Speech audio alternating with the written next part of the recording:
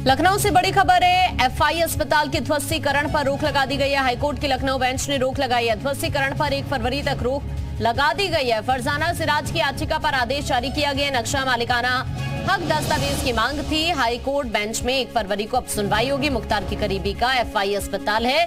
फिलहाल अपडेट ये है कि अस्पताल के ध्वस्तीकरण पर रोक लगा दी है। हाईकोर्ट की लखनऊ बेंच ने रोक लगाई है और 1 फरवरी तक के लिए आदेश जारी किया गया है। दरअसल फरजाना सिराज की याचिका पर आदेश ये लखनऊ बेंच की तरफ से जारी किया गया है। नक्शा मालिकाना हक दस्तावेज की मांग की थी और अब इस मामले में जो अगली सुनवाई है 1 फरवरी को होनी है, लेकिन तब तक ध्वस्तीकरण पर रोक लगा दी गई है। तो एफआई अस्पताल को लेकर ये एक बड़ा अपडेट हम आप तक पहुंचा रहे हैं। यहां पर ध्वस्तीकरण की कार्रवाई शुरू हो चुकी थी और अब हाईकोर्ट की लखनऊ बेंच ने 1 फरवरी तक के लिए ध्वस्तीकरण पर रोक लगा दी है।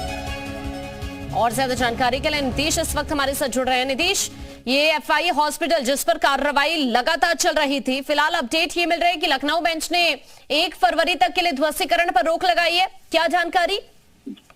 जी, अभी का अपडेट यही है कि एफआई हॉस्पिटल के ध्वस्तीकरण पर 1 फरवरी को सुनवाई होगी और सुनवाई के बाद जो निर्णय होगा उसके हिसाब से आगे की कार्रवाई को क्या करना है, इस पर आगे की चीजें देखी जाएंगी। लेकिन आपको बता दूं कि 1 फरवरी तक अभी इस पर रोक है। अगर बात करें तो कोर्ट ने फरजाना सिराज है उनकी याचिका पर यह आदेश दिया था, लेकिन आपको बता दूं कि एलडीए और इसके साथ ही जो मालिकाना हक का जिनका पक्ष है, यानी जो मुख्तार अंसारी के करीबी बताए जा रहे हैं, इनके भी शय और मात का खेत लगातार जारी है। पहले कार्रवाई शुरू होती है ध्वस्तीकरण की, फिर कोर्ट में फिर एक बार मामला जाता है, कोर्ट उस पर रोक लगाती है, फिर एलडीए प्रशासन जाता है कोर्ट की शरण में और वहां से इनका जो स्टे ऑर्डर है उसको कैंसिल करने की मांग को लेकर जाता है, उसका कैंसिलेशन लेकर आता है और फिर से ध्वस्तीकरण की कार्रवाई शुरू होती है। अब एक बार फिर से ध्वस्तीकरण पर रोक लगाने का आदेश हुआ है। नक्शा व मालिकाना हक संबंधी दस्तावेज पर पेश करने की मांग थी, तो अब इस पर अगली सुनवाई होगी और 1 फरवरी के बाद का जो समय होगा उस पर देखना होगा कि क्या एलडीए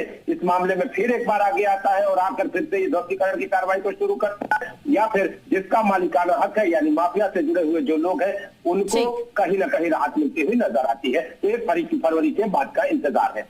ठीक है नीतीश, शुक्रिया आपका जानकारी साझा करने के लिए।